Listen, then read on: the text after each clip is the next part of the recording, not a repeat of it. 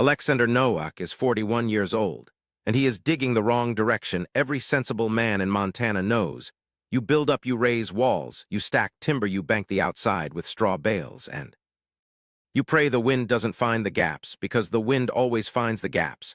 And the cold has killed more cattle on the northern plains than disease and drought combined. Aleksander Nowak is digging. Down it is November, and he is 41 feet into a south-facing hillside with nothing but a pickaxe. Neighbor Gunnar Eriksson told everyone these ceiling braces will collapse and bury the man alive. Before the first real snow falls, the dirt pile grows each morning pale clay and broken limestone, a monument to what people are privately calling his breakdown. His wife Marta died 2 winters ago. They say grief has done something to his thinking. He was always a little strange.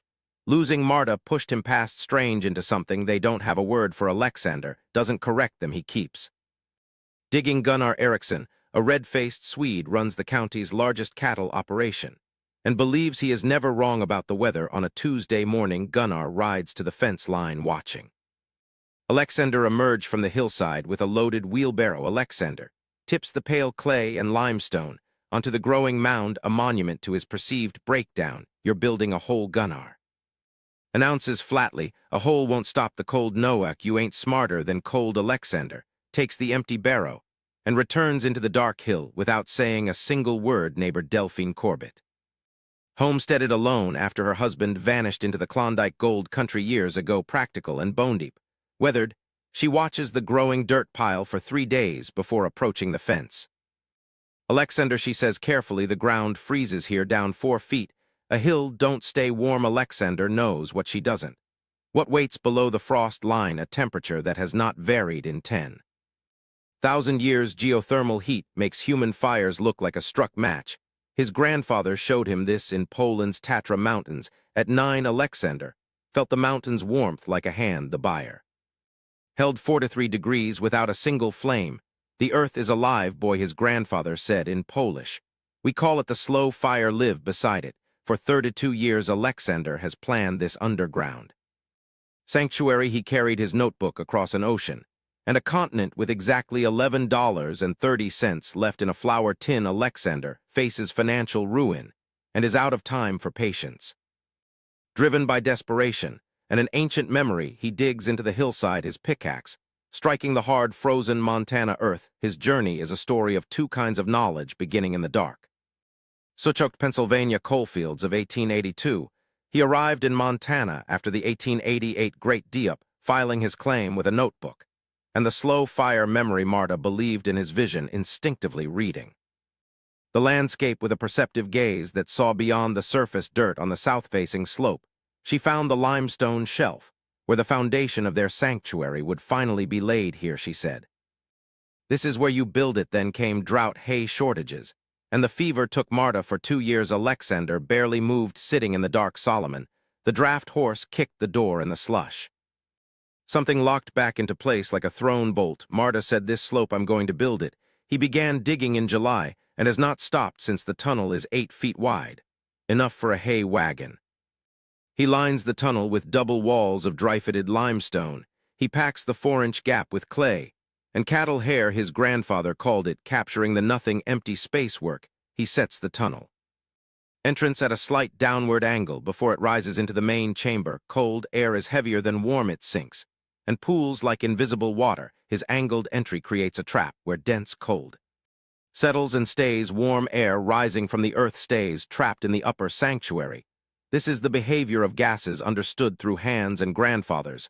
Voice. The main chamber opens at the tunnel's end like a cathedral nave, 30 feet wide, 22 feet deep, carved through clay and rock. He shores the ceiling with lodgepole pine, socketed in granite. The raw walls are the mechanism. They are the battery. All summer, the walls absorbed solar heat, conducted inward through the mass of the hill slowly and silently storing it in the thermal mass of the clay and rock, much like an iron stove stores heat, except this stove is 6 feet thick and has been charging since the first light of spring. By early November, the wall temperature at a depth of 8 inches reads exactly 44 degrees Fahrenheit. He reads the temperature on a glass tube sealed with pine pitch A tool he made himself when it is 60 below outside these walls will radiate 4 to 4 degrees of quiet earthborn warmth. He packs the floor with 6 inches of coarse river gravel, and 4 inches of dry sand. Animals produce waste. Waste produces moisture. Moisture is the enemy of warmth in an enclosed space, promoting mold and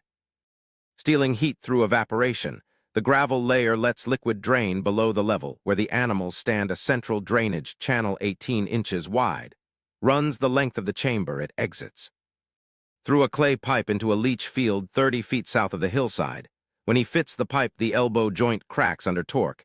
He sits in 2 inches of water, staring at the break. He carves a coupling from green alder, mortising it to fit. He wraps the joint in pine pitch-soaked burlap and clay. It takes 4 days to dry, holding better than original. October the 3rd, a night of rain causes a collapse. 400 pounds of clay crush the limestone wall flat. Aleksander stands at first light, looking at the ruin. He listens to the groaning ceiling for 30 long minutes. Finally, he picks up the shovel and begins again. He rebuilds the ceiling using shapes that cannot fall. He cuts shallow recesses into the clay 18 inches apart. He wedges flat stones into each recess in a compression arch. The weight of earth drives the stones tighter, not looser. Roman bridge principles found by a Polish coal miner's son. Ventilation shafts go in last, driven through the clay ceiling. He uses an iron rod tipped with a tin core drill without shafts. Carbon dioxide from animal breath would sicken them too large, and warm air escapes too high,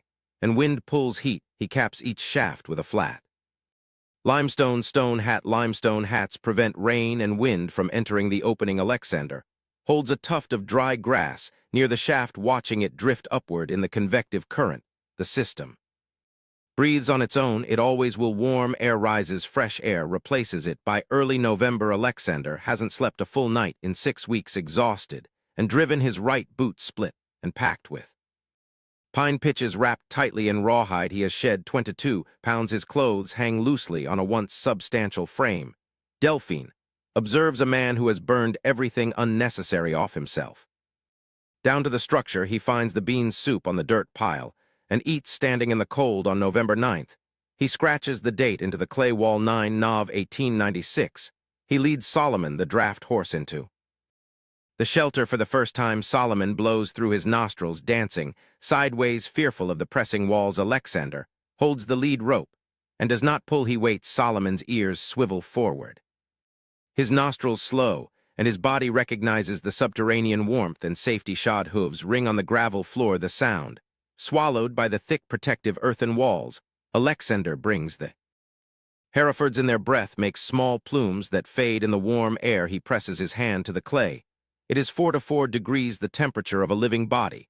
That night, Aleksander lies on a cot, listening to Solomon breathe in the warm dark. He knows Marta was right, and he was not wrong to come here and dig. The 9 days of calm before the storm are good days, peaceful, and still he hauls 6 loads of hay into the inner chamber. He stacks it neatly to the arched clay ceiling. Oats, vegetables, and water barrels are stored for the freeze. This water will stay liquid while external troughs freeze solid. He seals a small gap with cattail fluff and pitch. The heavy white pine plank door is hung on pintles. He inspects every joint and brace with a low lantern. The northwestern sky turns the flat color of old pewter. It is a sky of iron density and lethal intention. Aleksander recognizes the sky's announcement from 32 years' experience. He goes to Delphine's fence and warns its coming. Delphine agrees it is a big one, reading the signs. Come look inside. Aleksander invites. If you want to see what I built. Delphine looks steadily at him. I'll keep to my own place. She pauses. I reckon you might be right about that hill. Aleksander nods and returns to his small cabin to wait. The blizzard strikes November 18 at 4:37 p.m. With sudden violence, wind hits like a freight wagon. Temperature drops 14 degrees instantly. By 6 o'clock, the light vanishes into a howling dark. At midnight, the thermometer on the wall reads -28. At 4 a.m., the mercury drops to -39 degrees. Sustained winds of 53 miles per hour shudder the floor outside. There is no world, only white sound, and cold at 6:30 in a gray dawn that provides no warmth. The thermometer reads -4 to 6. It is the temperature where skin dies in 3 minutes, and breath freezes before it falls. Iron becomes brittle. Every conventional farm structure in Custer County is failing right now. Aleksander pulls on every layer: wool socks, 2 shirts, a canvas coat. And his sheepskin overcoat. He studies the door, calculating the 40 yards between the cabin and the hillside sanctuary. He opens the door. The cold hits him like a physical blow, stealing his breath. The hillside and fence lines are invisible horizontal snow, erases the world. He pulls the door shut, orienting by memory, and walks directly into the northeast wind. Aleksander lowers his head and walks at 20 yards. His right foot goes numb, lost to the killing cold. A gust takes him sideways. He falls on snow so wind-packed it holds his weight like a solid board lantern. Light catches Solomon's eyes, first the horse standing easy in his section of the space with ears forward. Solomon turns his head to look at Aleksander with the mild interest of a comfortable, unconcerned animal. The 2 Herefords are lying flat on their sides, in the deep straw, blinking slowly. Cattle do not lie down in distress, they stand and shiver when they are cold. These Herefords are lying down because they are relaxed, and they are relaxed because they are warm. He pulls the thermometer from his coat and holds it in the center of the chamber. He counts 60 slow seconds, watching the mercury climb until it settles at 49 degrees. Aleksander stands still. Outside it is -46. Inside he stares at the glowing glass. He does the arithmetic slowly. The temperature difference is exactly 9 to 5 degrees Fahrenheit. 9 to 5 degrees, the span between frozen death and comfortable living, maintained by no fuel, no fire, and no complex machinery, only the angle of a tunnel, the depth of a hole, and the ancient silent patience of the earth itself. This hill has stored this warmth since before Aleksander's grandfather was born. Before anyone had named this land, he sits on the edge of the hay pile. Solomon noses him gently, a massive warm presence in the dark. He puts his hand on Solomon's jaw and holds it there in silence. Feeling the animal's living heat, he thinks of Marta on the slope with her boot heel pressed into the earth, reading the land. He thinks of his grandfather in the Polish mountain byre, saying the earth is a live boy. He remembers the flour tin, the cracked elbow, the collapsed ceiling, and the weeks without sleep. He remembers the pewter sky in the dooryard, knowing the storm had arrived and knowing he was ready. Aleksander lets himself cry once briefly in the warm safety, where no one can see him. He wipes his face and checks the water barrel. Liquid, and 42 degrees, both ventilation shafts flow perfectly, moving warm air up and fresh air, and he sits for 2 hours listening to the muffled storm raging like another world. Hay stores remain untouched by moisture, clean and fragrant in the inner chamber. He feels the animals' hides, warmth radiates from them into his palms. He crawls back to the cabin on hands and knees through howling dark. He sleeps better than he has in 2 years while the storm rages. On November 20th, the sky clears to a vivid, clean, brand-new blue. The temperature is -3, climbing toward 12 above. By midday, the world is transformed, drifted white and silent. The familiar landscape is made strange by depth and angle. A featureless marble sea fence lines are buried, and the creek is invisible beneath a smooth white field, its landmarks erased by 61 hours of wind. Aleksander's own cabin door requires digging out from a drift that packed 6 feet of snow against it. During the night, he digs the door out and stands in the brilliant, cold morning looking at the county transformed around him. Gunnar Eriksson's barn is standing because Gunnar builds well. What remains standing inside it is the question. Gunnar's windbreak fence is down, posts snapped at ground level by the ice load, and rails driven into the snow. Aleksander sees a dark shape in the snow of the cattle yard that he does not look at directly. He checks his animals first. Solomon greets him at the chamber entrance, hearing his footsteps in the tunnel. The Herefords are standing ready for their morning feed. The chamber reads 46 degrees outside. It is -349 degrees of difference. The earth still puts out its slow, patient warmth, unchanged by the storm. He feeds the animals and walks east to check on Delphine, trudging through the transformed white landscape. Delphine is already outside, shoveling her breath, making quick white puffs in the cold mine. Made it, she says, stone cracked. But they made it through. Aleksander nods, telling her he is glad they survived the freeze. She looks at him with a direct, assessing gaze. How'd yours do? 49 inside at the worst of it. He says at -46 outside. She stops shoveling, doing the arithmetic slowly. 9 to 5 degrees. Difference, yes, Aleksander confirms, standing in the silent, brilliant cold. By gum, she says, returning to her work. With silent respect, Aleksander walks west to check on his neighbor Gunnar Eriksson Gunnar. Eriksson stands in his cattle yard beside 2 dead Herefords. He lost 4 cattle, 2 froze, 2 panicked into the draw. He lost the smaller hired horse in the corral, 6 animals dead in 61 hours at 1896 prices, that is close to $300, standing dead in the snow. Gunnar hears Aleksander's footsteps and turns a man looking at what certainty cost him. I heard yours made it. He says not a question but a recognition of truth. They did. Aleksander replies, standing steady in the blinding 3F morning light. I said you weren't smarter than cold. I reckon I was wrong about that. It is the most Gunnar has ever apologized, and Aleksander knows the weight of it. Come look at what I built, Aleksander says.